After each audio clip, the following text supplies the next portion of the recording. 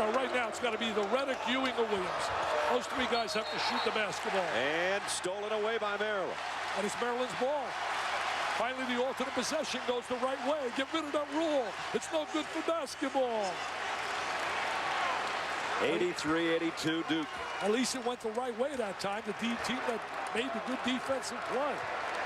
2 minutes remaining. Duke with a 1-point lead. Wow. Trying to hang on the road in the ACC. A great ACC matchup. Garrison. Rebound Williams. He might end up with a 20-20 night. Isn't that incredible? Could be a Barbara Walters type thing. 20-20, a little Barbara Walters interview. 1:40 now remaining. And remember, Duke has not been swept since '96. Dockery for three, and he got it. Of all guys, he's the fifth option. He's the fifth option. His second three of the second half. And Maryland's going to take a timeout. Yes, sir. He has really improved his ability to shoot the basketball. He was absolutely a liability and a non-shooter his first 2 years in school. A 4-point lead with 1:31 to go. I think when he made that shot right there, Mike Krzyzewski's wife, Nikki, jumped out of her seat at home in Durham. She said, "Down the way, Mr. Dockery. You make my husband happy." Shooting the rock green lights, and the green light that time was for Dockery, who knocked down the three. But the Duke field goals, as you take a look at shooting the rock, 33% the last time. Tonight, 45. More importantly, they're knocking down threes like crazy. They are making threes. You know, Brad, a lot of people say, "Oh, Dickie V, he's hype, and he's really a cheerleader." How could you not be excited about sitting here watching what we watched this week? I mean, how could you not be? And you know what? I'll be a cheerleader. I love this college game. Duke 11 out of 23 from three-point land tonight. Daniel Ewing's had a huge game, too. He has really played exceptional basketball. There he is with a little medium-range jump shot. Puts it off the glass, John Wooden style. There he is with a little fadeaway J. Wants to take the big, that was a big shot. They went 4 minutes, as you said, without a score. And then all of a sudden, he hit that big three off the screen by Melchione. I tell you, I love what I see right now. John Gilchrist is running around with every player, shaking their hands, pumping them up, trying to get them excited here for this finish. Which has 1:31 to go. The last team to sweep Duke 10 years ago. We talked about it as we open up the game tonight. And now a couple hours later, we're down to 129 and counting. Where's Maryland going to go to get their offense here? Gilchrist again has not scored in the second half. They lob it inside Jones, the extra pass, and now he has scored and a chance to add one to it. And there again, they're scoring on the interior because Sheldon Williams cannot be a factor in that 3-second area. In fact, he was playing out on the wing against Garrison. They took him away from the basket. They got him outside. Great extra look by Jones, and now Gilchrist at the free throw line where he's missed his last two. 3 out of 5 from the stripe for John, an 18-point night. 9 rebounds and 9 assists. Remember when I told you he might end up with a triple-double? It ain't over yet. It's not over. We may stay here all night. In fact, the way they're playing, let's not leave. Let's have about 5 overtimes. Whenever we finish, SportsCenter will follow us. We're down to 1 minute in a big, big game. Mike Krzyzewski takes a timeout with 1:04 actually remaining in the ball game. Good timeout right there because he wants to talk about situation, time, and strategy.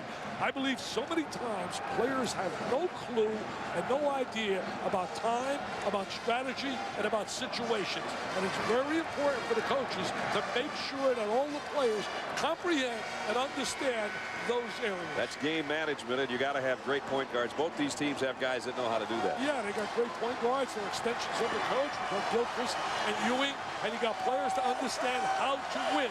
This game is big for Maryland. Yeah, their floor, they're 5-5 in the conference. They don't want to go under 500, and then they go on a road to North Carolina State and at Virginia.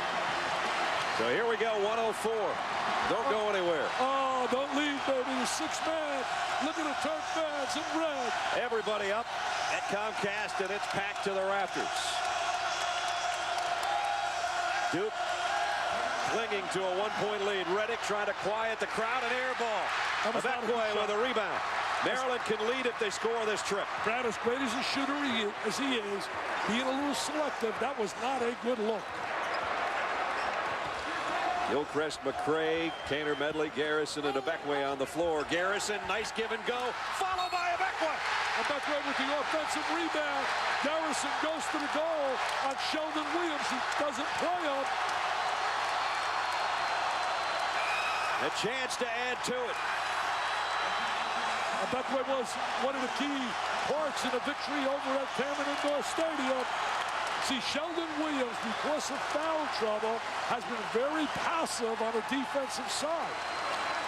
Gary Williams trying to talk to the official, said, who took the timeout? How long is it going to be? There's the dish inside, and then there's the follow by the guy that's playing with a cracked rib.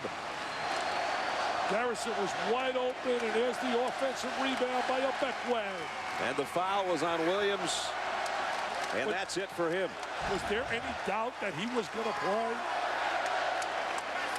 Sheldon Williams and Shav Randolph have both fouled out of this game. 23, just a huge night for Sheldon Williams. 23 and 16 and 3 blocks, but he fouls out with 39.5 to go. And if this game were to go to overtime, obviously edge goes to Maryland. Well, I mentioned that earlier when Randolph went out. I said if Williams goes too, if it accidentally goes to overtime, they got problems. Yeah, you said that. There's no question of major problems. Usually the overtime favors the home club. So it's the Terps by 1. Beckway can put him up by 2 if he hits the free throw. 3 out of 4 tonight. 61% free throw shooter coming in. Well, Duke's a real small club right now. They have no size. He got it. They have no size, and they have 0 post presence right now. If they're to beat Maryland, it's going to be from the perimeter. 2 old-fashioned three-point plays, Dick, in the last half minute by Maryland, and now they've got the lead with 39.5 to go, and you can barely hear yourself in this place. Maryland by 2. Hey, partner, will it be a sweep by Maryland? Ewing, a 23-point night, kicks it out. Nelson on a runner has tied it up. The diaper dandy saw an opening and attacked the basket. Even at 88. Now we're down to the final half minute. A good no call back there by Bob Donato. The shot clock is off. Maryland, should they choose, can play for the last shot. And they should. You're at home. They got the edge in overtime. You shoot it just with enough time to get the offensive rebound because Duke has no size. Gilchrist working right now against Dockery, and now they take a timeout, does Maryland, with just under 15 seconds to go. Think about these factors, Brad. Duke has no size. So if on a missed shot, you have a great opportunity to get an offensive rebound with your size. You take it down to about 4 ticks on the clock, so you have a chance to get an offensive rebound. Gary Williams has his troops gathered round with an opportunity to pull something that they haven't been able to do, or nobody's been able to do in 10 years, and that is sweep the Duke Blue Devils. Sports Center is coming up next, but we still have 14.7 remaining. There's what we're talking about. The last time, it was 10 years ago. Now an opportunity not only to take a huge step toward the NCAA tournament, to go to 6-5. If you sweep Duke, the committee looks at that and says, wow. And here comes Maryland with a chance to do that. If they sweep Duke, that's a knockout punch. That's a knockout punch. They automatically would be in. Gilchrist on the dribble. Working against Dockery. Gilchrist the crossover. Pulled up, had the ball come out of his hands. Trying to regain possession. Pushes the shot. Missed it. There's the offensive rebound. There's the stick back. In and out, and we're going to overtime. Overtime. This is great. We'll stay here all night. We got nowhere to go. Oh. Kaner Medley got the second look that Dick was talking about. Gilchrist had to kind of push the shot. He had it knocked out of his hands. He regained control, took that jumper. And then Kaner Medley sticking it back up just in the nick of time. In and out. And we're going to overtime. Well, take a breath. That's what Dick and I are going to do. We've got 5 more minutes at least coming up from Comcast. Out in regulation, and now Maryland has 6 players in double figures. They've got the ball to open up the overtime session. I mean, the edge has to really go to the home team. Normally it does, and you look with Williams on the sideline, what a big plus that is for Maryland. McCray, a 3-pointer to open things, and Beckway is fouled after getting the rebound. It's going to be really tough for Duke to rebound. Where are they going to get any rebounding when you look at that size they have on the floor? Beckway is fouled by Ewing, his 4th. With more on Beckway, here's Aaron. Well, guys, of course, it was his 3-point play that got the Terrapins into overtime. You know, There was talk about him dressing today, but really wasn't sure if he was going to play with that cracked rib. And, of course, at shoot-around today, he said, I want to be in this game. In fact, I have to be in this game. Maryland's certainly glad he's in tonight, guys. Boy, no doubt. I'll tell you one thing. Here's where Duke misses guys like McClure and Reggie Love because they give you some size and some athleticism. Right now, Mike Krzyzewski and his coaching staff really don't have an answer. They're going to bring in Patrick Johnson. Well, Johnson's got enough foul trouble of his own. He's got 3 in the limited time that he's been in the lineup. They have to get some size inside because Maryland can have its way on the offensive glass. You know, Reddick is 12 for 35 in 2 games versus the Terps. Beckway, as Aaron said, questionable before the game. No question he has gutted it out. 10 points, 5 rebounds, and at the free throw line again. Now you can hear a pin drop in here. I don't even want to say anything. Everybody will hear me. He's got that unorthodox style, the way he releases that shot, Brad. Still trying to give his team the lead with a second of 2. These fans have been great for them. I'll tell you, they had that one lift when they were in trouble. Michael Jones gave them that big lift, and so did the Terp fans. Got the second one, and Maryland is in front in overtime by 1. Well, right now, it's going to be the Ewing-Reddick show. That's their 2 weapons offensively.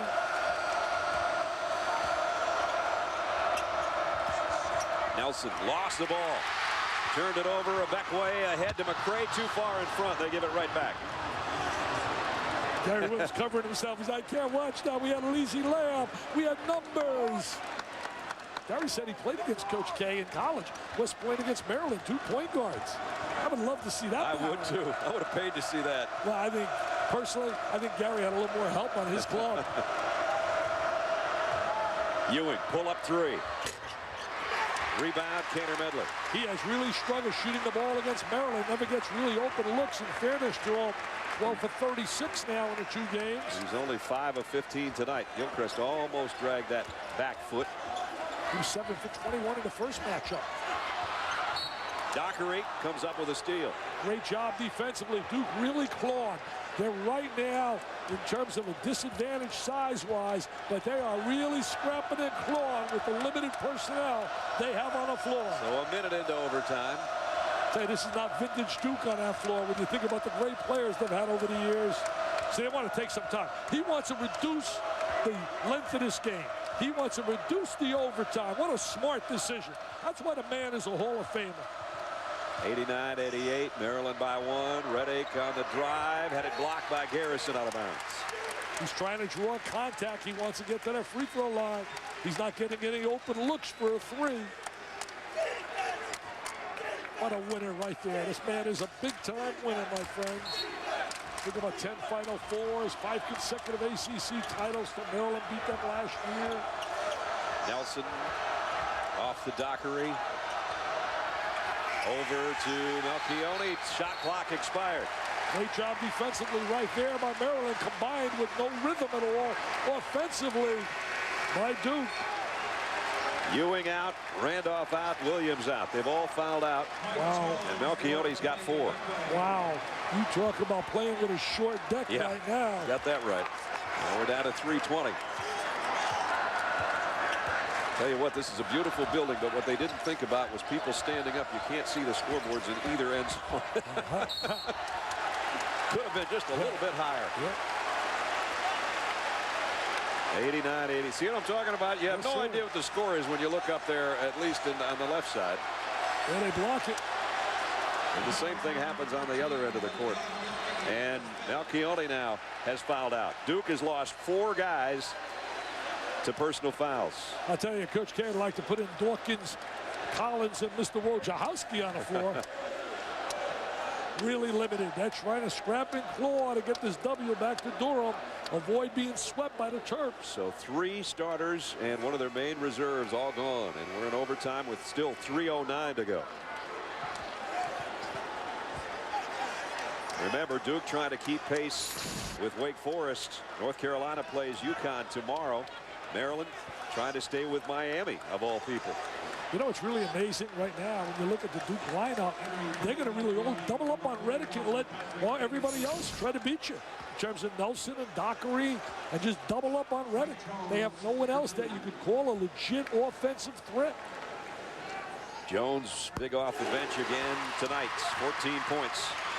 He's earning playing time. He gave them a lift. They were in big time trouble. It looked like Duke was ready to put them away. And then was it 8 in a row he scored? Yep. First guy to wear that number 23 since Steve Francis. And he knocks down both free throws. 15 for Mike Jones. He's making like a mini version of Steve Francis here in the second half. 3-point Terp lead in overtime. It's a big possession right now for Duke. He got fouled out there, no doubt. And McCray picks up the foul. That'll be 4 on Chris. Duke led at one time, 73-64 by now. Reggie Love is coming in. Reggie Love going to gut it out for some minutes. He hasn't played in a long time. And he's heading to the scorer's table. Boy, this is like pulling guys out of nowhere. They didn't think he'd be ready. It's a big break for Duke right here in this possession, and he got fouled. Yes, usually this means 2 points, which is a basket. There's one. That's 20 for Reddick. Oh, dude, save yourself time. Put it down your pen right now. Chart it in. Don't waste time. 21st. Put it in there. 2 guys over there on the bench that ended with 23. Williams and Ewing. And now J.J. Reddick looking for 21. Has it. I mean, they're not even close. Nothing but nylon. See, right now, you got to take advantage of the missize and go inside. Even Johnson, not an experienced player. Taylor Medley trying to post. Took Duke a couple of minutes in overtime to score, and there were free throws, but they did cut the lead, 91-90. Trying to get Taylor Medley right now with the size advantage. Big force there by Kaner Medley. Garrison, though, puts it back in. And there's the big advantage. We keep talking about it. The offensive glass. They got the size. And a missed shot. They just play volleyball. 93-90. 2.5 to go. Sports Center follows us if we ever get done tonight. And Duke threw it away. They're totally out of rhythm. Totally out of rhythm offensively. Have players on the floor in a situation that they're normally not in, especially late in the game. Got Patrick Davidson and Patrick Johnson both out there that would see probably limited minutes in a blowout if it was in their favor. And they're on the floor in an overtime against Maryland on the road.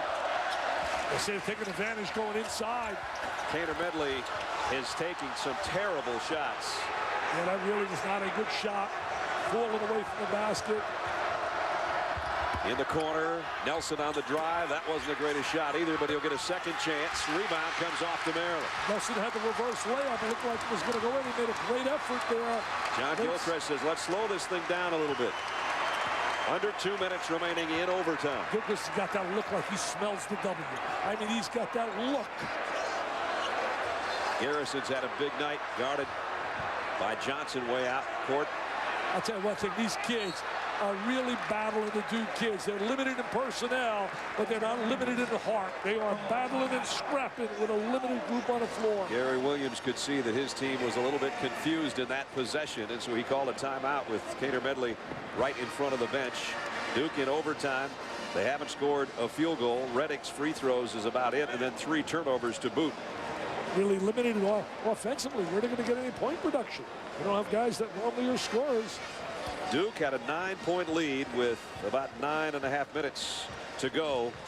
And the technical by Daniel Ewing was called, and Maryland came back to lead in the ball game in regulation and had a chance to end it in regulation without it going to overtime. And now look at the guys that are out. 4 Duke players have fouled out, and there's some Maryland players that are in some foul trouble as well. Well, also, when he got that technical, it counts as a personal foul. Yep. So that added to the total and created a real dilemma because now it took away an offensive weapon. He was having a solid game. This game might go all the way up till the Pro Bowl starts tomorrow. Yeah, Mike Patrick's out there in Hawaii. Getting some sun. Yes, sir. Getting some sun. Relax it. Mike, we said our best to you, buddy. Enjoy it. Sports Center follows us. You'll see some of the Pro Bowl festivities. Meanwhile, a sold-out Comcast Center crowd looking on as Maryland has no more timeouts. Maryland can't stop it again. The possession arrows Duke. Duke has some timeouts remaining, but they trail by 3. They're going to have to find a miracle to be able to come back and win this game, and that is to be able to get a shot or 2 for Reddick. If they can't, it's going to be a long, long ride back home to Durham because they gave a great effort, had this game under control, and then it slipped away. Just like it was a long day for our game day crew of Reese and Digger and Jay, it was a long day for these fans. A lot of these kids have been in here since about 10 o'clock this morning.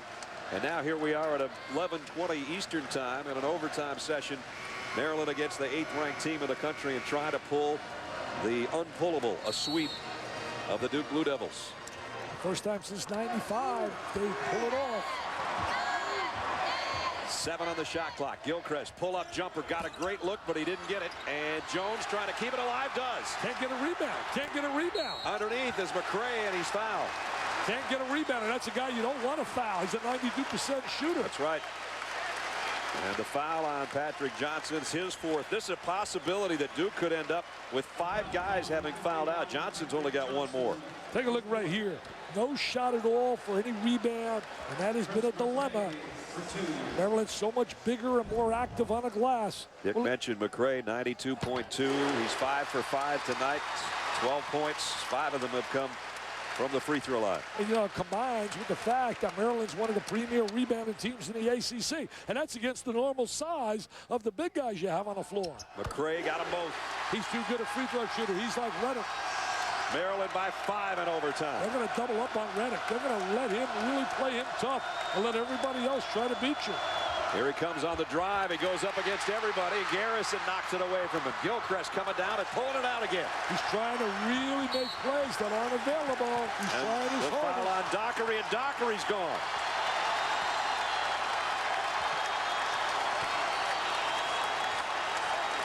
Duke is going to have their assistant coaches playing pretty soon. I'll tell you one thing, Mike Krzyzewski never thought it'd be an overtime playing with this cast that's on the floor. Apparently that's only Dockery's 4th, not his 5th. At the free throw line, John Gilchrist. You talk about miracle wins. They had one here several years ago with Jason Williams. Had that incredible showing. They were down 10. Gilchrist misses the free throw badly, and you know, it looks like fatigue. That one barely got it to the rim. That team was loaded with Williams and Battier and company. Had a little help on the floor.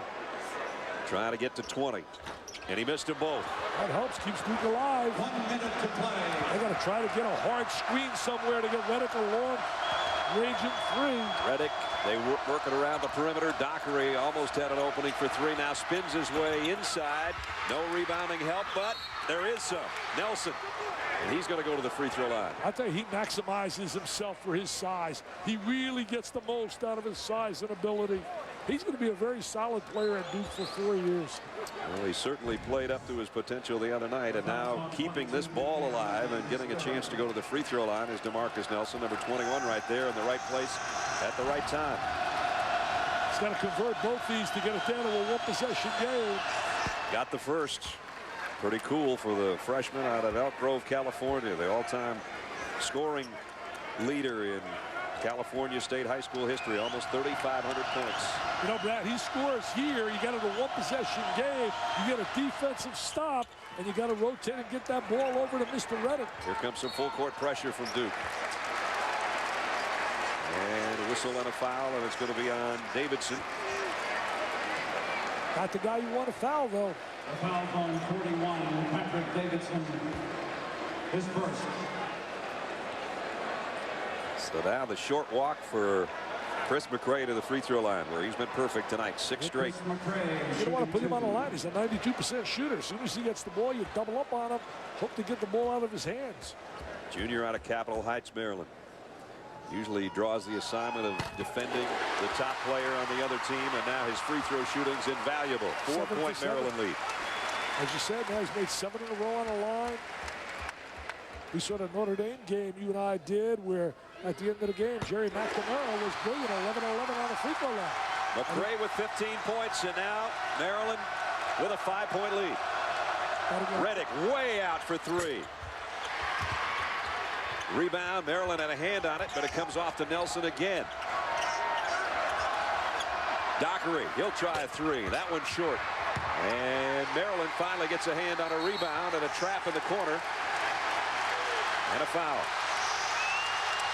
Great effort by these kids. They're short-handed, the Duke kids, but they really battled against a good Maryland team that looks like they're going to move on. Looks like they're going to win their 6th ACC game with a sweep over Duke, and really, to me, clinch a berth in the NCAA tournament. They would be 15-7, 6-5 in this conference. And since 1992, 56 of the 59 ACC teams that finished at 500 have gotten in. So they would go to 6 and 5, and 8's kind of the magic number. I mean, how limited a personnel. Patrick Davidson's played a total of 17 minutes all year, and here he is playing in the overtime. Can't blame those kids. I mean, the Johnsons, Davidsons playing their hearts out. They practice very hard. Mike Krzyzewski not happy at all with the official. They don't want a technical call on him. And he's getting real close with Bob Donato. But they both back away in opposite directions. Meanwhile, Chris McCray comes up to the free throw line again. You know, it's so frustrating. You don't mind losing, but you want to lose with your best people on the floor. Yeah. And they beat your best people, it's fine. But when you have them all sitting next to you as an assistant coach, that drives a coach bananas. McCray 15. 4 here in the overtime, all from the stripe, and he just keeps on knocking them down. He's automatic. What a plus that is for Gary Williams. No field goals in the overtime for Maryland, but the free throw line, they're 8 of 11 and about to be 9 for 12 probably. And they are. Also a big plus for Gary is when they were down 9. They had no quit. I said at the time that they would not quit. They would not roll over. This crowd didn't make them roll over. Their coach didn't make them roll over. And they got themselves a big W and a sweep over the Tanner Bentley ahead. McCray's going to pull it out. He had a chance to get it to 100, and he yanked it out of there. Because they know they're going to win. And Maryland, the celebration is about to start at Comcast Center. They have swept the Duke Blue Devils for the first time in 10 years. Oh, look at the crowd. Here they come, Brad. Look at them emptying the floor.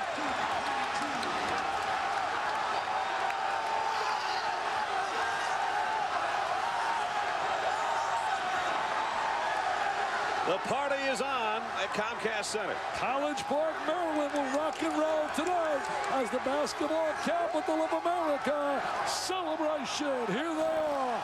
You and I are going to go celebrate.